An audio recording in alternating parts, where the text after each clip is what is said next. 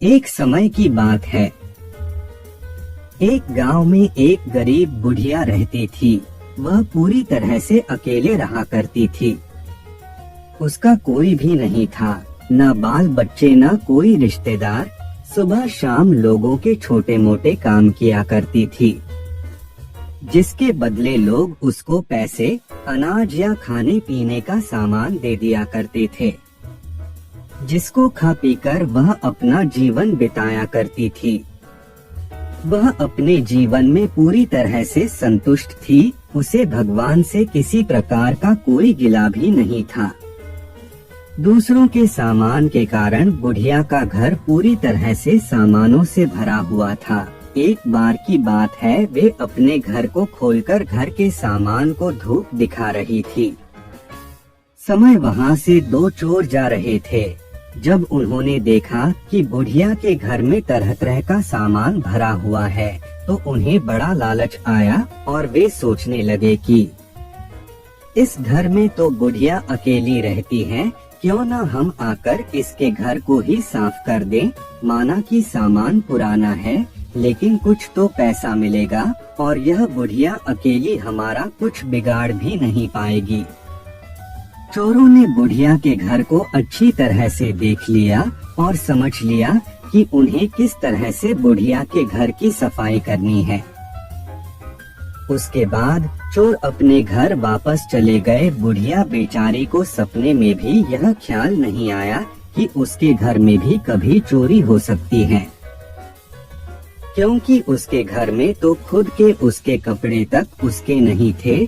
सब कुछ गांव वाले उसे दिया करते थे, जो वह अपने घर में रख लेती थी। खैर कुछ दिन बीत गए और एक दिन रात में चोर अपने दो साथियों को लेकर बुढ़िया के घर पहुंच गए। कमाल की बात यह थी कि उस दिन सरपंच ने बुढ़िया को चावल, दूध और चीनी दी थी और बुढ़िया बहुत खुश थी। बुढ़िया ने खुशी खुशी अपने लिए खीर बनाई और खीर बनाकर वह उस खीर को चूल्हे पर रखकर सोचने लगी कि अभी तो खीर बहुत ही गर्म है, जबकि थोड़ी ठंडी हो जाएगी तब आराम से खाऊंगी।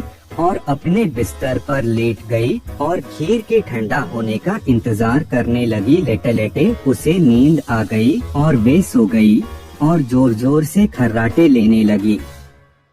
चोर बाहर खड़े थे। बुढ़िया के खर्राटे की आवाज सुनते ही उन्होंने सोचा कि चलो अब रास्ता साफ हो गया और अब हम आराम से बुढ़िया का घर साफ कर सकते हैं।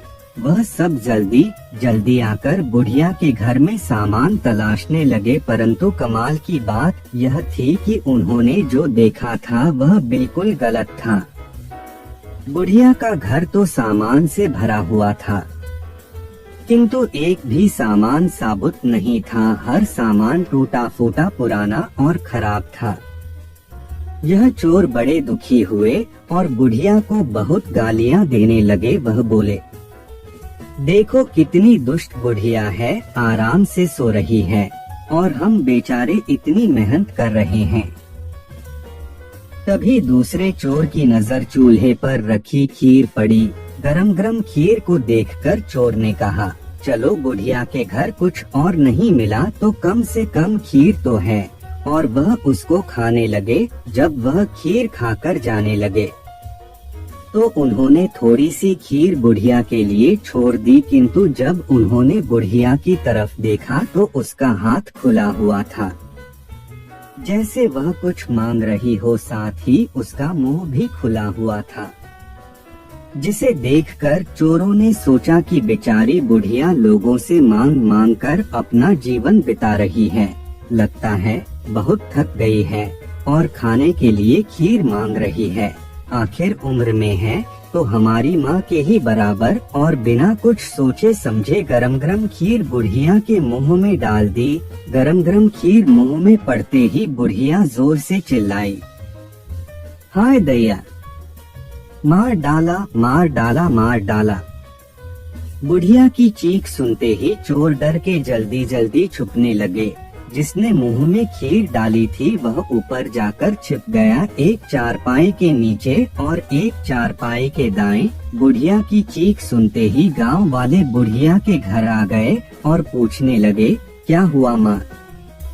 बुढ़िया बोली, मुझे क्या पता, ऊपर वाला जाने। यह सुनते ही ऊपर छिपा हुआ चोर बोला, अरे भला मैं क्यों जानूं, तुम्हारी चारपाई के नीचे छिपा चोर ना जाने।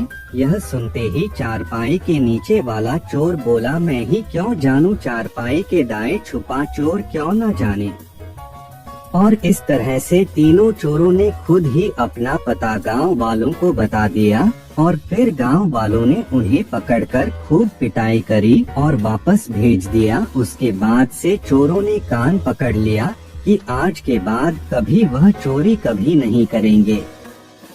चोर चाहे जितनी भी कोशिश करे अपने आप को छुपाने की, लेकिन वह फिर भी पकड़ा जाता है। इसलिए हमें कभी चोरी नहीं करनी चाहिए और अपने बच्चों को यही सीख देनी चाहिए।